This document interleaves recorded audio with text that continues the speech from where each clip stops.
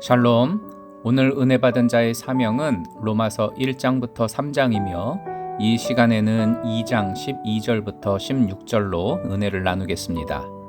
무릇 율법 없이 범죄한 자는 또한 율법 없이 망하고 무릇 율법이 있고 범죄한 자는 율법으로 말미암아 심판을 받으리라.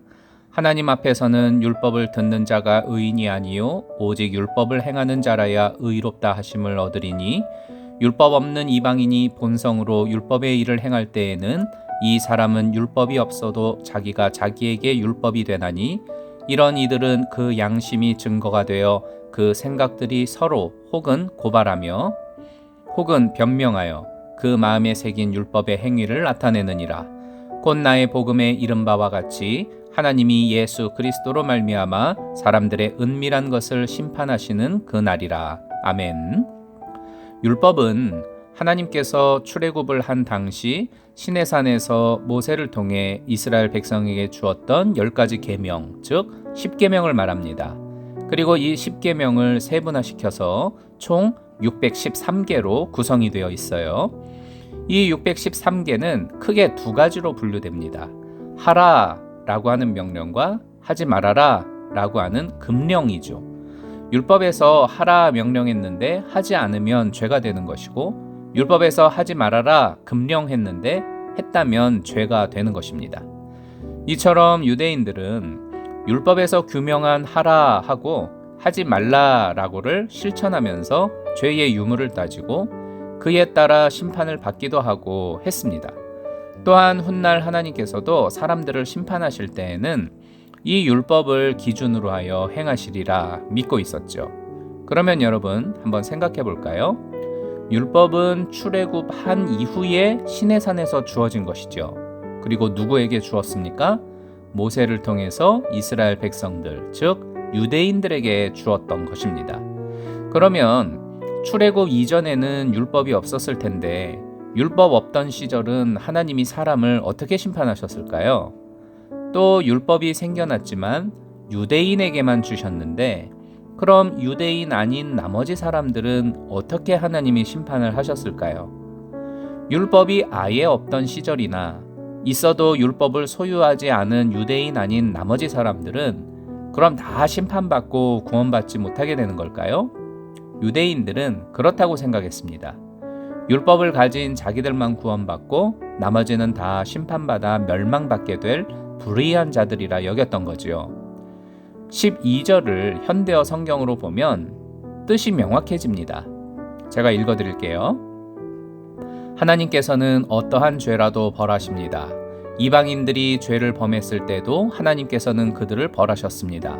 비록 그들이 글로 쓰여진 하나님의 율법은 알지 못한다 하더라도 그들의 마음속에는 옳고 그른 일을 분별할 수 있는 하나님의 율법이 있기 때문입니다. 그들이 양심의 가책을 받거나 위로를 받는 것은 다 그 때문입니다. 유대인들이 죄를 범했을 때도 하나님께서는 그들을 벌하셨습니다. 그들이 율법을 가지고 있으면서도 순종하지 않았기 때문입니다. 그들은 무엇이 옳은 일인 줄을 알면서도 실천하지 않았습니다. 해야 할 것을 알면서도 행하지 않는 사람은 구원받지 못합니다. 이게 무슨 뜻이냐면 율법이 존재하기 이전이라든가 율법을 갖지 못했던 이방인들은 율법을 알지도 못하고 갖지도 못했었기 때문에 기준을 율법으로 두고서 심판하지 않으신다라는 겁니다. 그럼 뭐로 하냐? 그들의 마음속에는 옳고 그른 일을 분별할 수 있는 하나님의 율법이 있다. 이렇게 표현을 했지요. 이것을 다른 말로 양심이라고 합니다. 헬라어로 보면 양심은 사람 안에 있는 하나님의 소리 이렇게 해석을 합니다. 사람 안에 있는 하나님의 소리. 그래서 14절과 15절을 보면 율법이 없었어도 사람 안에 있는 하나님의 소리인 양심이 다 있기 때문에 양심이라고 하는 보이지 않는 율법을 가지고 하나님께서 구원할 자는 구원하고 심판할 자는 심판하신다는 것입니다. 그 다음으로 율법을 받은 이후의 유대인이라면 당연히 12절 끝부분에서 말씀하듯이 율법을 기준으로 해서 심판을 받게 되는 것입니다. 13절을 보겠습니다. 하나님 앞에서는 율법을 듣는 자가 의인이 아니요 오직 율법을 행하는 자라야 의롭다 하심을 얻으리니. 그러니까 바울이 왜 이런 말을 하냐면 당시 유대인들은 율법을 많이 듣고 많이 알면 그것으로 의롭다 여김을 받아서 하나님의 심판을 면제받을 수 있다는 오해를 하고 있었기 때문입니다. 그래서 바울이 말하는 거죠. 야야야, 율법을 많이 듣고 배웠다고 해서 의인이 되는 게 아니야. 그대로 지켜야, 그리고 그대로 행하는 자야, 그게 바로 의인이야. 또 16절 끝부분에서 보면 사람들의 은밀한 것을 심판하신다 했습니다. 율법을 행하되 속에서 우러나와서 행해야지, 하기 싫은데 억지로 하면 그것도 안 돼. 그래서 위선자라고 하는 말이 나오는 것이죠. 그 속마음을 주님이 다 아셔. 바울이 바로 이런 이야기를 하고 있는 겁니다. 성도 여러분, 하나님은 우리가 얼마나 하나님의 말씀을 알고 외우고 있느냐에는 관심이 없으십니다.